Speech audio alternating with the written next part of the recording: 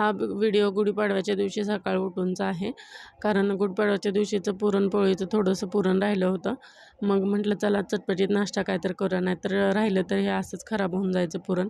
त्यामुळे मग चपातीचं पीठ मळलं होतं. मग त्याचे कणकीपासून मी करंज्या तयार करून घेतल्या. मोदकही तयार करू शकतो आपण. मी ह्या मुरडीचे कानवले मला खूप आवडतात करंज्या, त्यामुळे मग मी असं करून घेतले. तुम्हाला आवडतात का नक्की मला सांगा. मग सगळ्या करंज्या करून तयार आहेत. मग चाळणीला तेल लावलं आणि मग त्या थोडं वाफवायला ठेवल्या आणि थोड्याशा करंज्या मी बाजूला काढून ठेवल्या होत्या. त्या मी तळणार आहेत, कारण तळलेल्या करंज्या देवांशला खूप आवडतात. तुम्ही बघू शकता करंज्या कशा टम फुगलेल्या आहेत. तुम्हाला कशा आवडतात नक्की. इथे माझ्या करंज्याही तयार आहेत आणि देवांची ड्रॉइंगही तयार आहे. ड्रॉइंग कशी वाटली ते नक्की सांगा. आणि गरम गरम चहासोबत आम्ही दोघांनी हा नाश्ता खूप एन्जॉय केला.